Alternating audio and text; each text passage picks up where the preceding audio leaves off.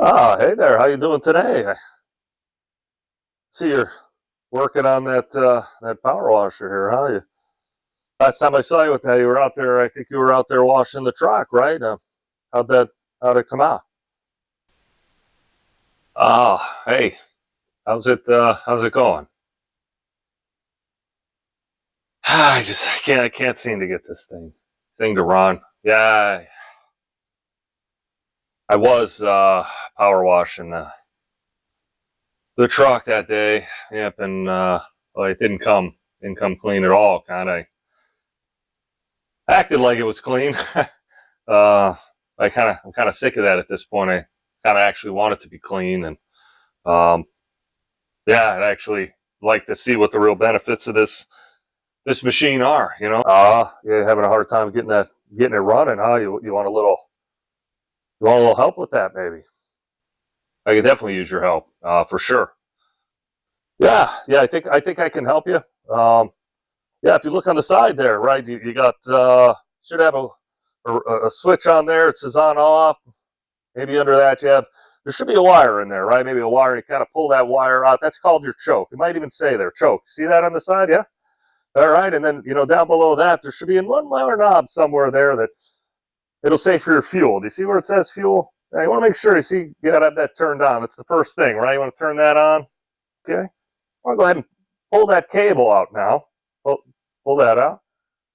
All right. You got that pulled out. Now you want to make sure you flip that switch to on. Yep. And then you see that string on the top there, you're going to have to pull that. Yep, you have to pull that maybe a couple of times before that thing starts. All right. Mm-hmm. Yeah. Yeah. Yep. Okay. Yeah. Okay. So oh, okay. Yep. There it is on. Okay. Yep. You can see I turn fuel on. You said choke it, right? Choke it. Okay. Yeah. Turn it on. Mm-hmm. Okay. I don't even need that screwdriver, probably, huh? All right. Here we go. We'll see what happens here.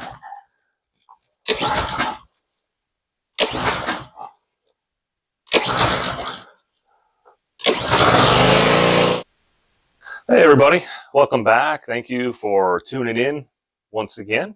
Um, I hope that you'll be able to get something out of this. What I'm sharing today. I think this has been.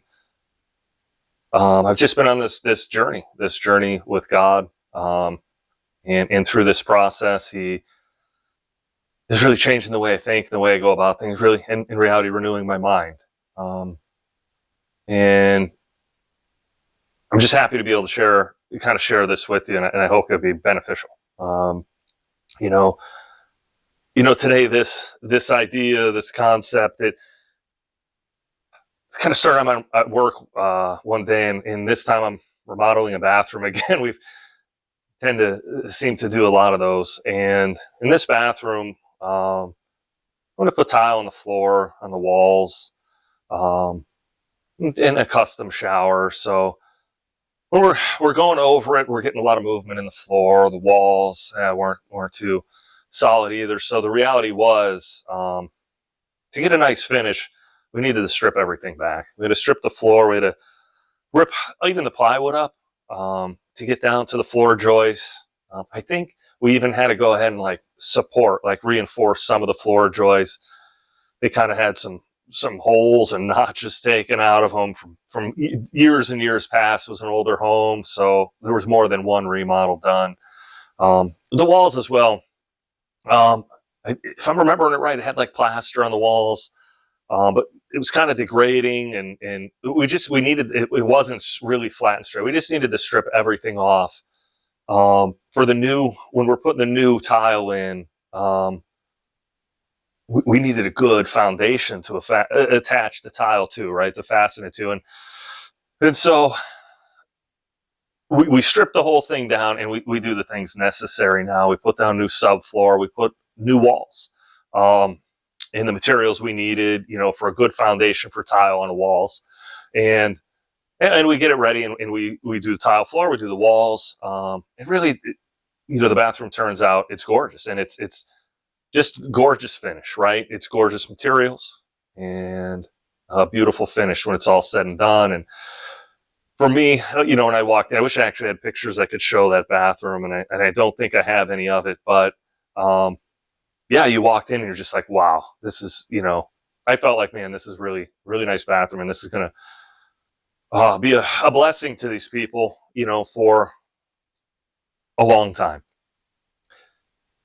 So having said all of that, the reality is that how far do you want God to go in your life, right? What kind of finish do you want? Because if that bathroom, if we were just going to put down a linoleum, or we were just going to put down even, like a click together vinyl floor, and there's nothing wrong with these floors, they're nice, but it's not that same finish, right? It's not the same as a nice tile on the floor of the walls. It's a different product, and it can just go over other things and it can kind of hide it. But what kind of finish do you really want in life? Do you just want to go over things? You just want to kind of hide it and have a good facade? Or do you want to get down and really get in there, dig in, and repair from there out, and just have this wonderful finish that in your lifetime you're never going to have to mess with again, right? So you don't want to. Having said all of that, all of that story kind of to say this: hey, how far are you willing to let God go? And if you're, the person out there, you're like, you know what? Now I want to go deep because I want a good finish. I don't want facades anymore. I want a good finish. You've got to start seriously. You have to examine yourself, and you have to be honest, and you have to start telling the truth, right? And I think it's, as I'm going through this, I know God was talking to me, and he's saying, John, is it 8, maybe 31, 32, where it's saying is, if you abide my word, you're my disciples indeed, and you'll know the truth, and the truth will set you free, right? And it's like, in the midst of all that, we've got to look at it, and I never looked at it this way before, right? When I read that, I think I just kind of thought magically maybe I'd notice the truth, or God would just show me the truth, and I would walk in it. And I'm finding this whole process of renewing my mind, it doesn't seem to be as magical as I wanted it to. Nobody's waving a wand, and I see things differently. You know what I mean? It's not someone prays for me, and all of a sudden, poof, I see everything the way God sees it. It isn't that way. It's this process, and there's a lot of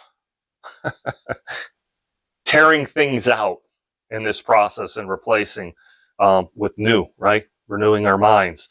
And here's an example of this. I think it's in James 1.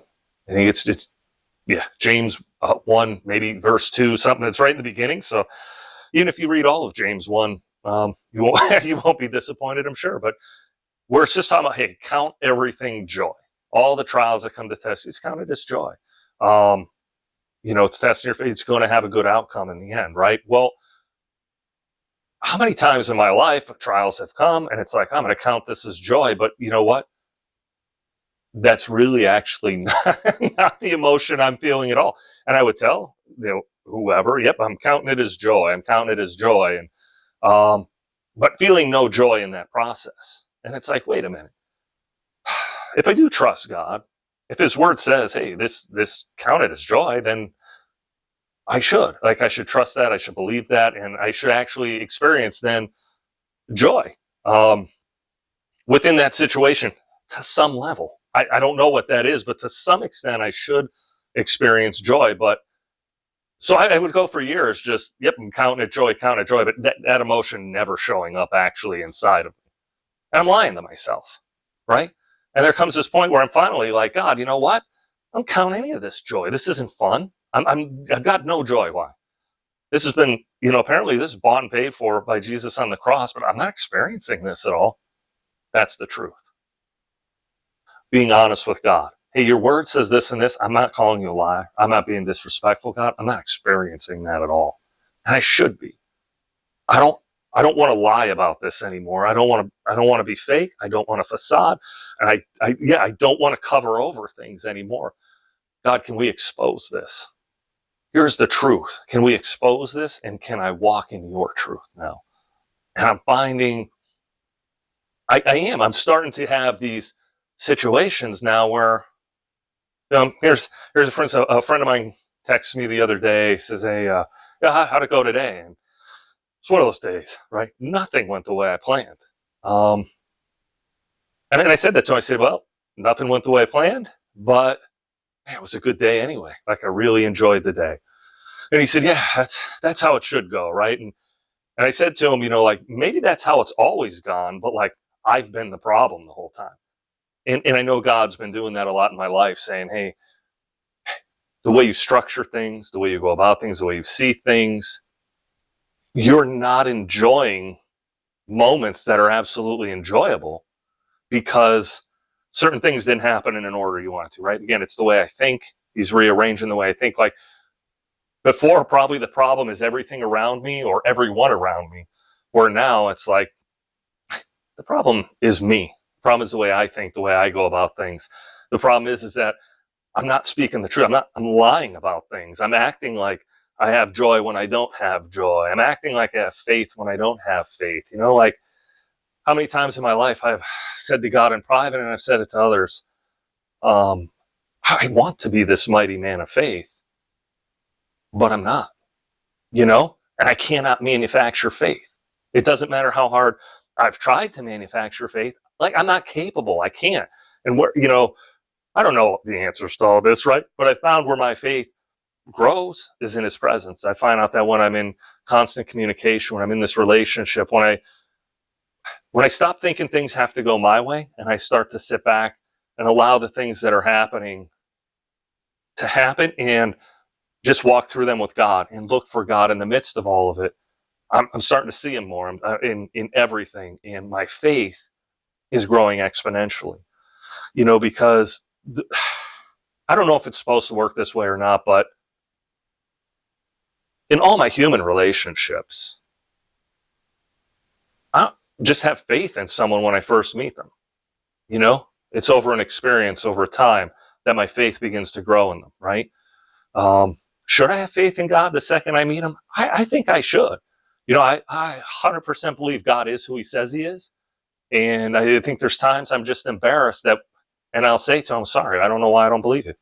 I want to, I should, like, it's not happening inside. Once again, that's the truth.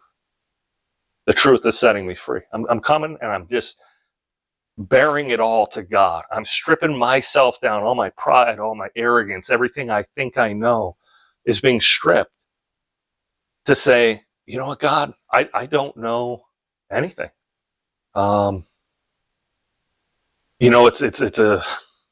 used to read the Word. I used to read the Bible, right? And I open the Bible and I read it.